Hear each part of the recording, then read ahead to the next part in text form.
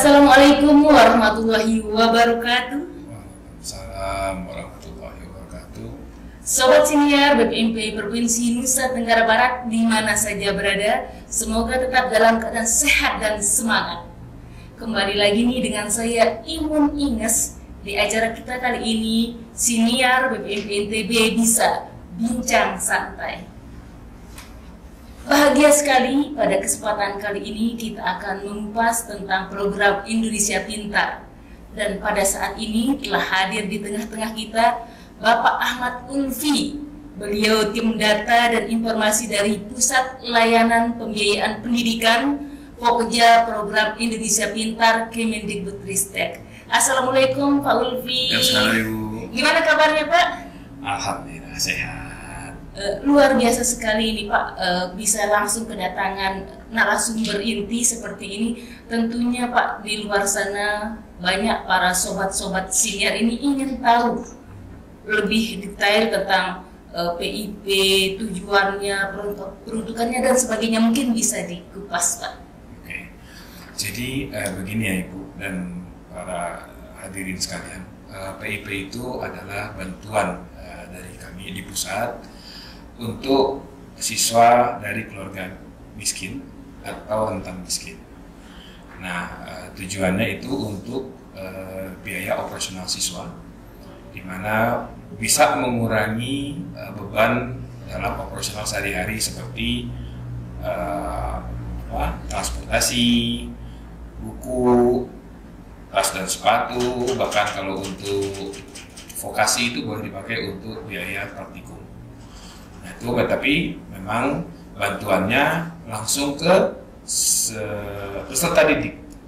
Jadi kami memberikannya langsung ke rekening peserta didik, tidak melalui sekolah, supaya bisa langsung digunakan oleh peserta didik. Jadi kami sendiri rata-rata setahun itu menyalurkan sekitar 17 juta siswa dalam setahun dengan total sekitar 9,7 triliun. Di mana kalau kita pecah menjadi beberapa jenjang, SD termasuk paket A itu sekitar 10 juta siswa, SMP termasuk paket B itu sekitar 4 juta siswa, SMA termasuk paket C, dan SLB itu sekitar 1,4 juta, sisanya adalah SMK. Ya. Baik Pak, bagaimana Pak proses dari pengajuannya, kemudian penentuannya sampai siswa tersebut ini bisa mendapat SK sebagai nominasi maupun SK pemberian itu Pak? Baik, mungkin sebelum proses saya jelaskan dulu nominasi sama pemberian biar tahu prosesnya, karena prosesnya sama. Cuman saya harus menjelaskan dulu apa itu SK nominasi sama SK pemberian. Di mana SK nominasi itu adalah SK di mana siswa tersebut belum pernah aktivasi rekeningnya, atau dia itu penerima baru di tahun itu untuk yang nominasi. Sementara untuk pemberian, dia itu sudah pernah punya di tahun sebelumnya dan sudah pernah aktivasi. Nah, prosesnya pada dasarnya siswa presiden kita itu pengusulan tetap dari satuan pendidikan, karena sesuai juknis kami, data yang kami gunakan adalah data Dapodik. Jadi karena datanya dari Dapodik, berarti yang mengusulkan adalah satuan pendidikan. Nah, di mana cara mengusulkannya? Ada di Dapodik itu kolom kesejahteraan. Itu ada namanya bagian layak PIP. Jadi cukup diusulkan saja di situ layak PIP di satuan pendidikan, di Dapodiknya, mohon maaf. Nanti dinas dalam hal ini bisa mengusulkan kalau sudah dilayakkan oleh teman-teman operator Dapodik. Nah, nanti ketika diusulkan oleh oleh dinas, maka kami akan melakukan penerbitan SK, tergantung dengan jenis tadi, apakah dia nominasi ataupun pemberian. Nah, prosesnya lumayan panjang ya, artinya ketika sudah diverifikasi SK itu nanti katakanlah SK itu keluar sampai benar-benar bisa salur itu biasanya kalau kita yang pemberian itu waktu uang masuknya sekitar 1 bulan. Nah, agak perbedaannya kalau yang nominasi ketika dari SK itu dia harus melakukan aktivasi rekening. Kalau dia tidak melakukan aktivasi rekening, maka di akhir tahun nanti, atau sekarang kita sudah perpanjang sampai 31 Januari 2024, maka dananya akan dikembalikan ke negara. Nah, sehingga untuk yang nominasi itu nanti ketika dia aktivasi, uangnya baru akan ada di pemberian. Kira-kira gitu sih Bu prosesnya. Seperti itu ya Pak ya.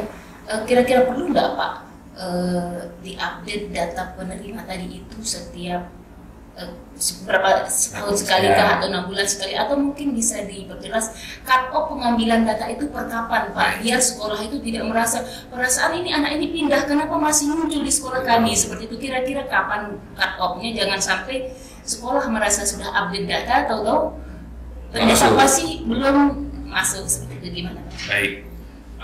Normalnya kami akan menggunakan kayak seperti tahun ini kami cut off itu ada 3 kali kalau nggak salah. Nah, saran kami monitor saja di Si Pintar, kami bisa akan memberikan informasi, dan biasanya teman-teman di Dapodik juga memberikan informasi bahwa ada cut off PIP untuk sampai tanggal berapa. Nah, itu silakan monitor di Dapodik atau di kami di Si Pintar. Tentu satuan pendidikan login Si Pintar menggunakan akses Dapodik. Nah, informasi itu ada di situ Bu. Kalau tahun ini itu 3 kali. Kalau sebelumnya kita banyak. Rencananya tahun depan pun nggak akan jauh berbeda dengan tahun sekarang. Jadi saran kami secepatnya kalau ada perubahan data itu secepatnya diupdate dan sinkronkan di Dapodik supaya cut off berikutnya masuk. Nah, kalau yang terakhir kemarin tahun ini kami menggunakan data per 30 Agustus sama dengan cut off dan Agustus. Demikian Bu. Demikian ya Pak ya. Tadi kan sudah sampai misalnya keluar sudah SK nominasi, SK pemilihan, sekarang untuk mekanisme aktivasinya ini Pak. Okay. Ini kok katanya banyak sekali kendalanya, bisa seperti apa Pak? Baik, jadi kalau untuk aktivasi itu ada 2 jenis kita. Aktivasi rekening itu adalah dengan oleh siswa atau orang tua, atau boleh dikuasakan. Saya mungkin masuk ke yang secara langsung kita sebutnya. Khusus untuk SD dan SMP atau kita sebut Dikdas, itu wajib orang tuanya yang melakukan aktivasi karena belum cekap hukum. Jadi harus orang tuanya, walaupun rekeningnya nanti atas nama siswa. Nah, khusus untuk yang Dikmen atau SMA, SMK dan SMP, SLB tetap harus orang tua. Khusus SMA, SMK itu boleh siswanya melakukan aktivasi sendiri tanpa orang tua. Syaratnya kalau yang untuk langsung ada di judis kami, itu pertama adalah tentu surat keterangan dari kepala sekolah. Jika kepala sekolahnya misalkan PLT ya tidak apa-apa, lampirkan saja surat pengangkatannya. Yang berikutnya adalah identitas dari orang tua dan anaknya, biasanya ada di kakak. Nah, habis itu silakan bawa surat keterangan tersebut dibawa ke bank, ini yang langsung, sehingga nanti dia mengisi formulir untuk aktivasi di bank.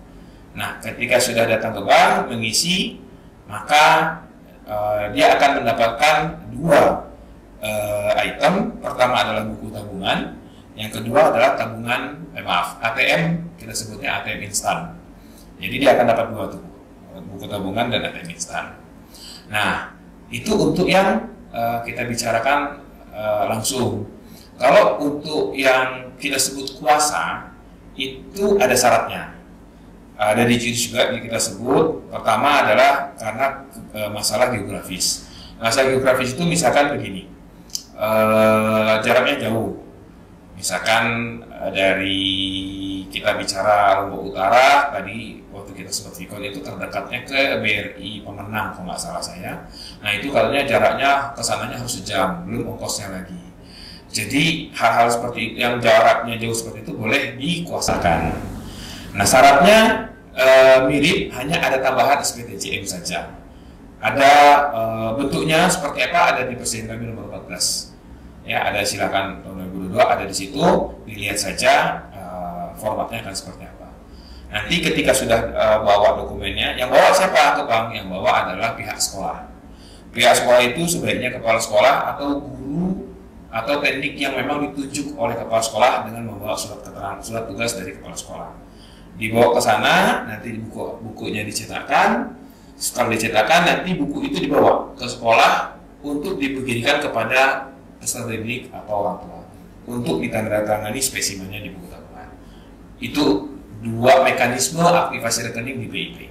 Jadi ada dua, pertama langsung, yang kedua adalah kuasa. Demikian. Banyak sekali kita dengar keluhan-keluhan Pak, entah itu seperti misalnya nih, perasaan kok sekolah saya semua yang saya ajukan sudah aktivasi semua, kenapa masih ada sisa gitu. Entah itu mungkin dari pengajuannya di luar sekolah atau apa, itu bagaimana prosedur pihak sekolah untuk menelusuri ini biar semua siswa yang terdata di sekolahnya itu bisa aktivasi. Baik.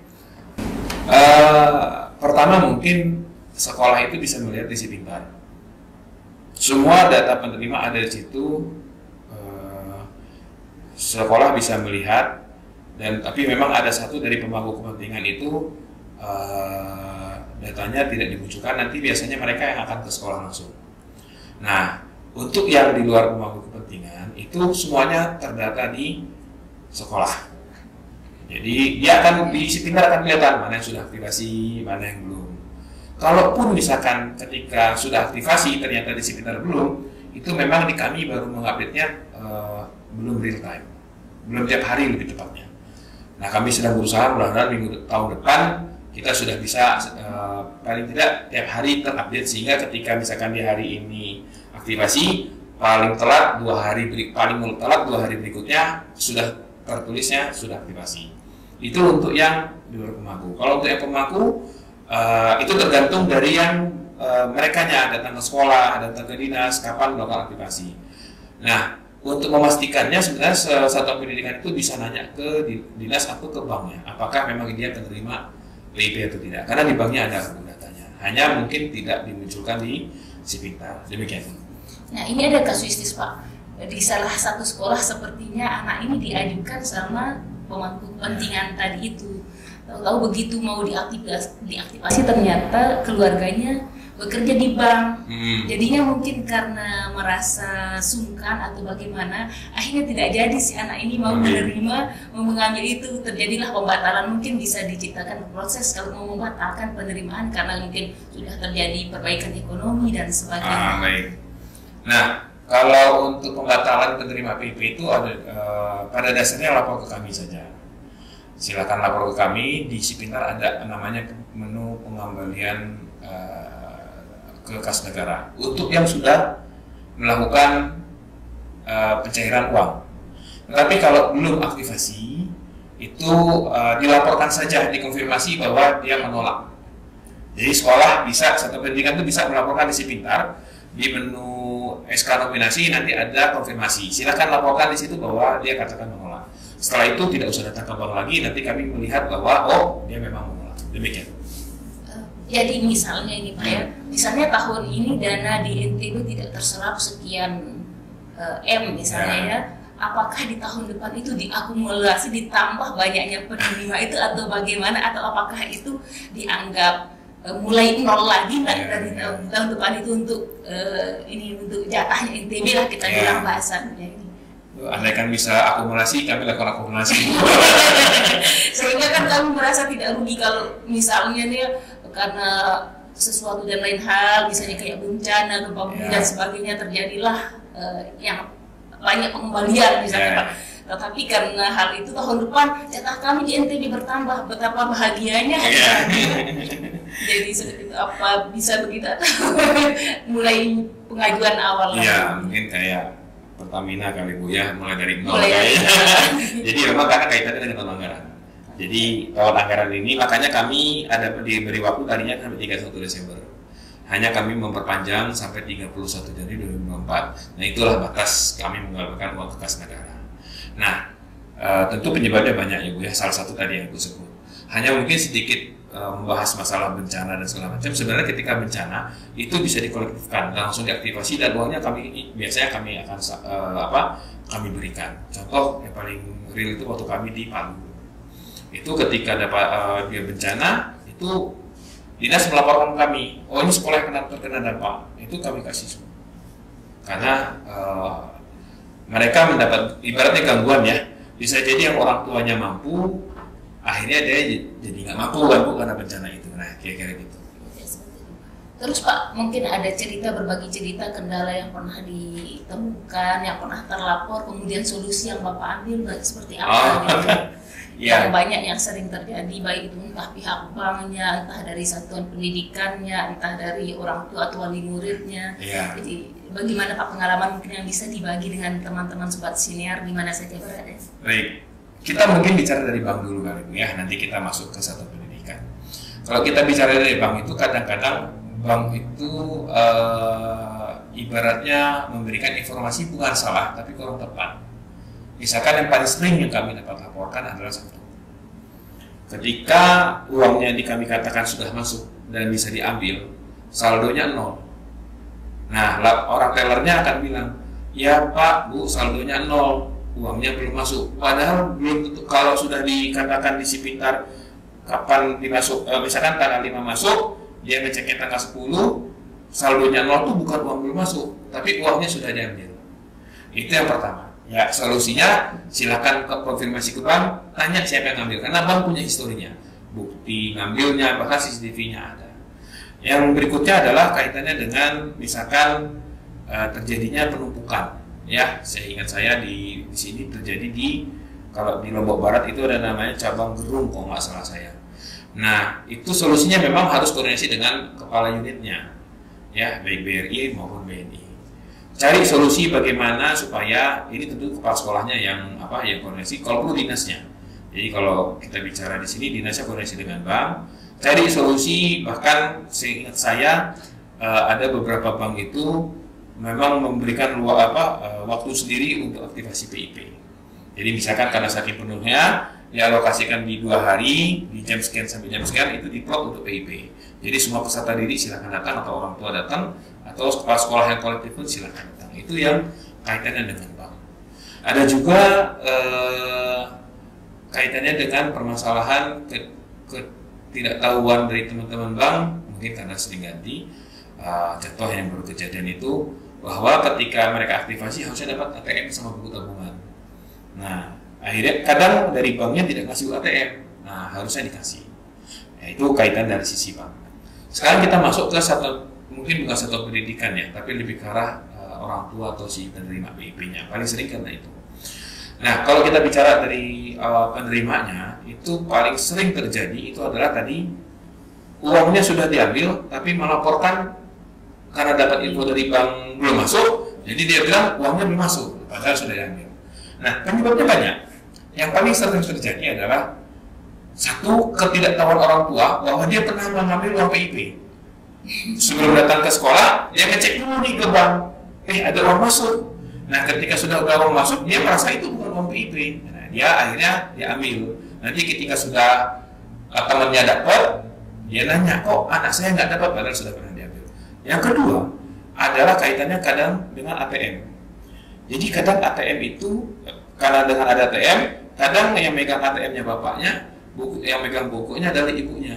Nah, bapaknya ini suka ngambil, misalkan bapaknya ngambil uang, tanpa bilang keluarganya, tanpa bilang ibunya. Ibunya nggak tahu bahwa itu sudah diambil. Akhirnya dia komplain ke sekolah dan lalu ke bank, prosesnya sama dengan yang pertama tadi.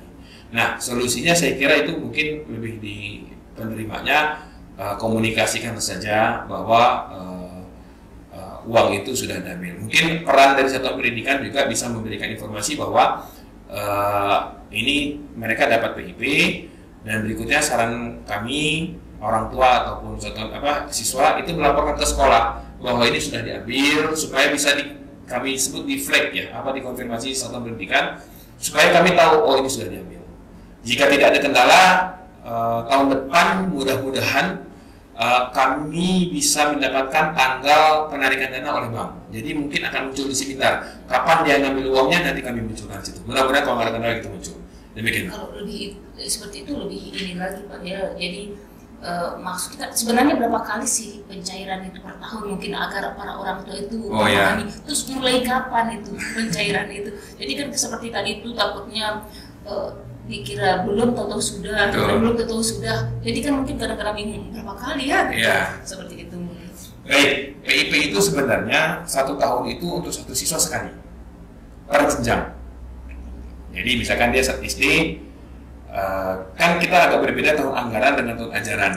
Sehingga anak itu kadang-kadang bisa kelas semester di awal Januarinya, di semester genapnya dia kelas 1, di semester ganjilnya di kelas 2 kan, di tahun anggaran yang sama. Nah, untuk yang tidak naik jenjang itu pasti setahun cuma sekali. Misalkan dari kelas 1 ke kelas 2, kelas 2 kelas 3 begitu terus.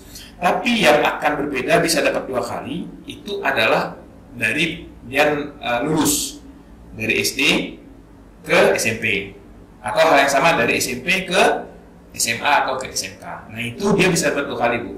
Hanya bedanya kalau ketika dia di SD itu dia dapat setengah. Jadi kalau SD kan sekitar 450.000, sehingga ketika di SD dia dapat 225.000. Tapi ketika di SMP harusnya 1 tahun itu dia 750.000, karena dia setengah, jadi dia mendapat 350 ya, 375.000. Sehingga total dalam setahun dia dapat 225 nambah 375. Jadi dia bisa 2 kali kalau beda jenjang. Tapi kalau dia di jenjang yang sama cukup sekali. Baik, Pak. Terima kasih. Ini yang terakhir ini, Pak, harapan Bapak terkait program PIP ini seperti apa, Pak? Mungkin buat teman-teman di NTB dulu ya, baru nanti secara nasional seperti apa Pak harapannya, apalagi terkhusus untuk aktivasi ini, karena luar biasa sekali manfaat yang akan diperoleh oleh anak-anak yang kurang mampu tadi, yang miskin maupun rentan miskin tadi, membantu sekali dalam proses itu untuk bantuan dana pendidikan. Baik. Mungkin lebih tepatnya bukan harapan saya, Bu, tapi harapan kami dari Kemendikbudristek adalah manfaatkan dana bantuan PIP ini sebaik mungkin, supaya apa? Satu, mengurangi besarnya putusnya ATS, anak tidak sekolah.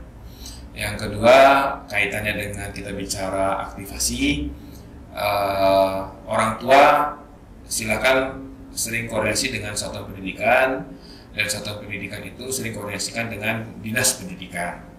Supaya apa? Supaya informasi yang ada di Sipintar maupun yang dari kami melalui dinas pendidikan itu bisa diberikan kepada satuan pendidikan maupun orang tua. Nah, kaitannya dengan aktivasi rekening, apalagi ini mendekati akhir tahun ya, Bu ya.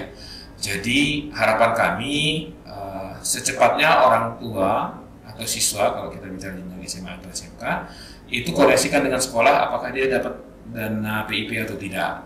Ketika dia dapat, silakan koreksikan dengan satuan pendidikannya untuk melakukan aktivasi. Karena ketika sudah aktivasi, kita katakanlah bulan Desember ini, misalkan aktivasi nanti tanggal 26 gitu misalkan, atau tanggal 27, maka uang itu kalaupun tidak diambil, itu sudah menjadi milik siswa atau peserta didik. Jadi tidak akan dikembalikan nanti di 31 Januari 2024. Hindari itu dengan cara aktivasi. Nah, untuk yang sudah ada uangnya untuk yang pemberian atau pernah aktivasi, itu dana tidak akan dikembalikan karena itu sudah menjadi milik siswa. Kira-kira mungkin itu, Bu. Jadi saya nyambung, jadi saya ingat tadi katanya Bapak Kepala Sekolah hasil waktu kita UI tadi itu mungkin itu juga tidak terjawab. Tadi saya jadi ingat, siswa menyimpan uangnya di rekening kok bisa ditarik kembali kan? Nah itu gimana ceritanya? Memang benar ada yang bisa seperti itu apa bagaimana? Bisa. Jadi itu tidak terjawab kayaknya. Betul. Jadi saya terlupa, jadi saya ingat karena kata-kata terakhir tadi itu. Ya. Jadi gini, ya saya ingat pertanyaan itu. Jadi kemungkinan besar begini, dia merasa ketika aktivasi itu uangnya untuk ditabung, dia nggak datang ke bank untuk aktivasi. Padahal harusnya kalau kita bicara nabung, aktivasi dulu itu rekeningnya, habis itu uangnya nggak usah diambil, nggak apa-apa. Bukan rekeningnya nggak diaktifasi, beda. Nah itu penyebabnya tadi itu. Jangan-jangan seperti tadi kasusnya, jangan merasa dapat masuk SK nominasi tetapi tidak diaktifasi. Jangan saya berpikirnya gitu. Tetapi pernah nggak kejadian misalnya sudah aktivasi, sudah dicairkan, terus dia simpan, terus uangnya diambil? Nggak mungkin ya, Nggak karena mungkin. kan memegang buku tabungan sama ATM-nya kan si Betul. penerima itu saya kebayang tadi, jadi seperti itu. Jadi kalau kami nanti pengelolaan keselenggara nanti tanggal 13 Januari ya, kalau tahun lalu tuh, tahun ini tuh penyelenggaraan tahun lalu kita kembalikan tahun ini tanggal 15 Februari, itu ada flagnya dari bank bahwa ini memang ketahuan itu diambil oleh bank, bukan oleh si punya rekening. Jadi ada flagnya. Jadi kayaknya nggak mungkin selama dari 2016 ya kalau saya sebut itu, sampai sekarang kita tidak pernah menemukan kasus yang ibaratnya salah orang nabung uangnya keambil itu nggak ada sih. Nggak ada. Itu sih Bu. Baik Pak, mungkin closing statement untuk pertemuan kita kali ini boleh? Baik. Jadi kalau kita bicara konsisten, khususnya untuk aktivasi rekening, karena memang ini dananya untuk peserta didik, karena untuk biaya operasional peserta didik, manfaatkan dana PIP ini sebaik mungkin. Pihak sekolah mohon dibantu dalam kelancaran peserta didik dalam melakukan aktivasi rekening. Jangan sampai melewati batas aktivasi yang sudah kita perpanjang malahan sampai yang 31 Januari 2024. Semoga dana yang kami berikan kepada para peserta didik di seluruh Indonesia itu sangat bisa bermanfaat untuk sekolah para siswa di seluruh Indonesia, khususnya kalau kita di ITB sekarang, khususnya ITB. Demikian Bu dari saya. Terima kasih Pak Ahmad Ulfi atas informasinya. Baik Sobat Senior BBMP Provinsi Nusa Tenggara Barat bisa bincang santai di mana saja berada. Demikian tadi informasi yang kita dapatkan cukup lengkap, akurat dari tim data dan informasi Pusat Layanan Pembiayaan Pendidikan Pokja Program Indonesia Pintar. Sampai bertemu di edisi senior berikutnya. Assalamualaikum warahmatullahi wabarakatuh. Waalaikumsalam warahmatullahi wabarakatuh.